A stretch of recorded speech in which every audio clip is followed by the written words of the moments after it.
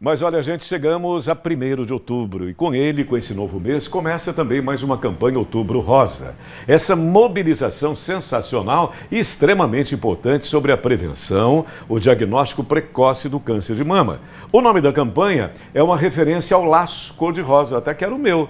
Quero o lacinho aí, depois eu coloco aqui também na lapela, muito legal, símbolo da luta contra a doença. E o objetivo é informar a população, como eu falei agora há pouco, informação qualificada, profissionais que conhecem da área. Promover o acesso a exames também, reduzir a mortalidade causada pelo câncer de mama. Para que tenhamos uma rápida ideia, aqui no nosso país, a estimativa para esse ano é de mais de 73 mil novos casos da doença.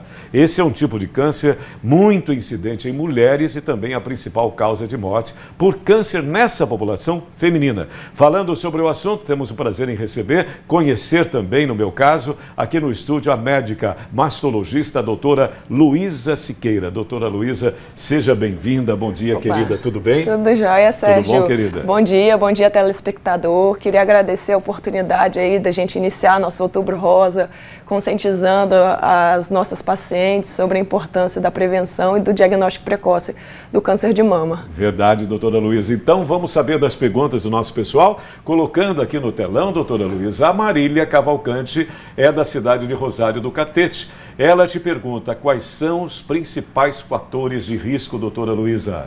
Os principais fatores de riscos a gente divide em duas etapas, né? São os modificáveis e os não modificáveis. Os não modificáveis, quais que são? A idade da paciente não tem como modificar, o sexo, né, o gênero feminino também não tem como modificar, e a história genética dela, que são alterações genéticas, também não tem como modificar.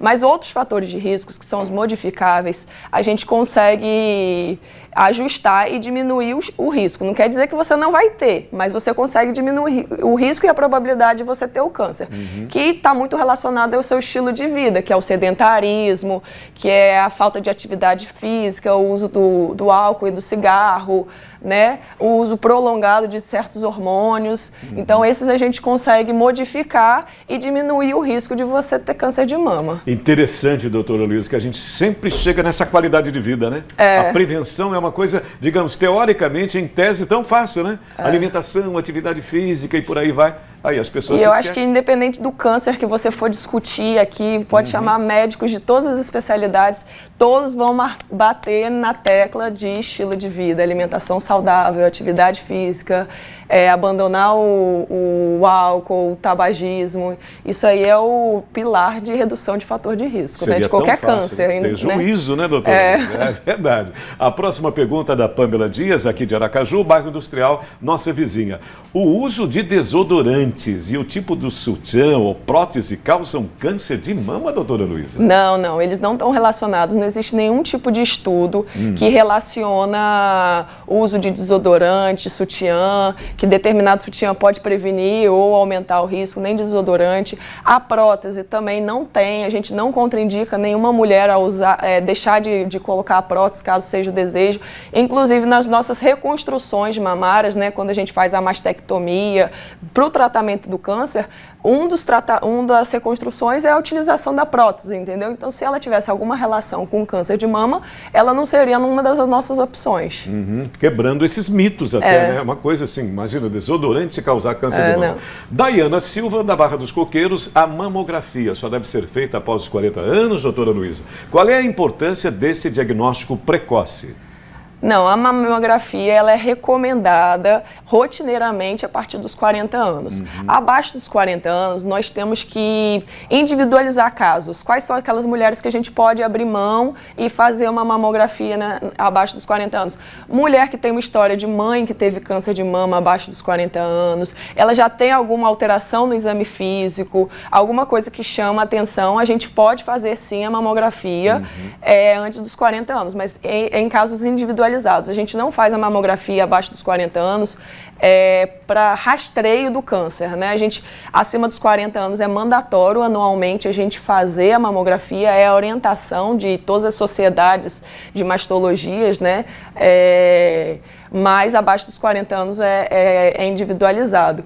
E ela fez outra pergunta que eu não lembro também, qual que foi? Ela perguntou a respeito do diagnóstico precoce. Diagnóstico precoce. A importância do diagnóstico precoce é a gente aumentar a taxa de cura dessa paciente, né? Porque um diagnóstico precoce pode dar 95% de chance de cura para essa paciente, sem contar que a gente evita fazer tratamentos agressivos, com muitos efeitos colaterais. O diagnóstico precoce pode te evitar fazer uma quimioterapia, evitar fazer a retirada da mama inteira. Então é por isso que a gente bate na tecla do diagnóstico precoce, para diminuir o tratamento, né, diminuir a agressão do tratamento e a dor do tratamento do câncer de mama e aumentar a chance de cura, que chega a quase 100%. 95% das mulheres com diagnóstico precoce, elas podem ter cura do câncer. Que maravilha, muito bem esclarecido.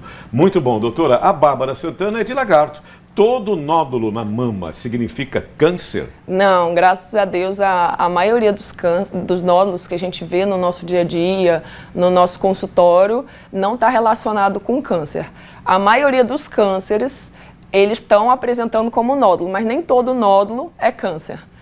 Então, se você tiver algum nódulo, tanto na ultrassom quanto no seu autoexame, a maioria das vezes, graças a Deus, não é câncer, não. Boa notícia, né, doutora? Vamos para a Verônica Santos, de Nossa Senhora da Glória. Ela é de Glória e pergunta: o câncer de mama sempre gera bolas que podem ser sentidas e causam dor? E quais são outros sintomas também, doutora Luísa? Não, existem alguns cânceres, principalmente no estágio bem inicial, por isso a importância de fazer a mamografia, que ainda não aparece como nódulo, né, como uma bolinha. Aparece como se fossem umas areinhas na mamografia que a paciente não sente nada. E ao longo do tempo ela vai se transformando em algo endurecido. Os sintomas principais na palpação, algum endurecimento na mama, retração da pele, quando a pele fica mais enrugada, existe descarga papilar. O que é a descarga papilar? A saída de um líquidozinho espontaneamente pela mama, normalmente sanguinolento, alteração da pele, do mamilo, descamação do mamilo, o mamilo entra para dentro, né? Então são as alterações principais aí que você pode observar no seu corpo. Perfeitamente, doutora Luísa. Mais uma participação desta feita, a Maria de Fátima Souza, ela é do bairro Inácio Barbosa, Aracaju. Doutora Luísa, a reposição hormonal durante a menopausa traz risco para o câncer de mama? Inclusive, várias amigas até perguntam a respeito disso, né? Essa coisa dos hormônios, são para o bem ou podem provocar algum tipo de mal, doutora? Todo o remédio que a gente toma, né, tem seus efeitos colaterais e seus riscos, né? A gente vê realmente o uso prolongado de terapia hormonal aumentar um pouco o risco do câncer de mama, mas é muito pouco perto do benefício que ele pode trazer para essa paciente, né? Hoje em dia nós temos as mulheres com 50 anos no auge da vida dela, querendo ter toda a energia que ela tinha com 18 anos, né? Ainda tendo uma vida sexual muito ativa, então ela não quer sofrer os sintomas da menopausa. Então a gente não contraindica, a gente individualiza o caso. Se os efeitos colaterais da menopausa dela estiver acabando muito com a qualidade de vida dela, a gente não contraindica, porque o risco é muito pequeno de aumentar a incidência de câncer de mama nessas mulheres. Então, para melhorar a qualidade de vida, a gente super apoia essa mulher. Sem contar que a reposição hormonal também, ela previne outros tipos de câncer, né?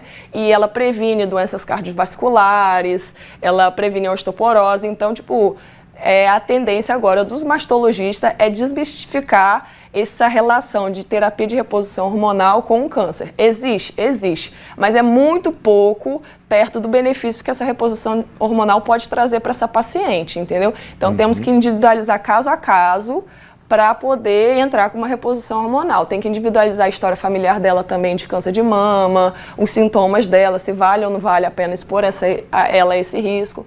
mas aumenta muito pouco. E procurando sempre profissionais qualificados, né? Com Nessas certeza. duas áreas específicas. E sempre, com a reposição hormonal, aquela paciente procurar sempre um mastologista no intervalo menor. Então, a gente vê que aumenta o risco de câncer de mama, né, nas pacientes que fazem reposição hormonal, apesar de ser pouca, sempre falando que é pouca, mas elas não aumentam o risco dessa paciente morrer de câncer de mama, entendeu? Nem ter tratamentos, porque essa paciente é aquela paciente que está toda hora no médico, de 6 em 6 meses ela está fazendo um exame, ela está no médico, então a gente vai descobrir o câncer de mama nela muito recente, então a gente consegue controlar. Perfeito, doutora. Muito obrigado. Mais uma da Simone Lima, de Malhador. Uso de anticoncepcionais orais causam câncer de mama também, doutora Luísa? O raciocínio é parecido com a reposição hormonal, né? O risco é muito, muito, muito pequeno e a longo prazo. Porém, esses remédios podem trazer uma qualidade de vida em mulheres que têm algum problema de saúde, uma endometriose, um sangramento excessivo, uma gestação mal desejada também, né? O quanto que isso não vai causar de transtorno para a mulher. Então, a gente não bate na tecla toda hora que não deve usar porque aumenta o risco de câncer de mama, porque o risco é muito, muito pequeno, entendeu? Então, mas não posso dizer que não existe. É pequeno, mas existe. E desmistificando novamente, né, doutora? Isso é bom esclarecimento. Amanda Cardoso, Itabaiana, a amamentação protege contra o câncer de mama, doutora? Sim, sim. A amamentação, quanto mais amamentar, mais protege. Mas é aquele lance, o que a gente mais vai ver é: eu amamentei tanto e tive câncer de mama. Ela protege, ela diminui o risco de você ter câncer de mama, mas não te isenta do risco. Na amamentação, a mulher, a mama desenvolve fatores protetores e que, no final, ajuda a evitar o câncer de mama. E deixando novamente as coisas bem claras, né, doutor? É bom isso, gente. Oi, Clay Teixeira, do bairro Siqueira Campos, em Aracaju. Clay te pergunta, ele está preocupado, Clay, homens também podem ter câncer de mama, doutora? Sim, é raro, mas pode ter sim. Nós, normalmente, cada 100 cânceres de mama diagnosticado, um é em homem.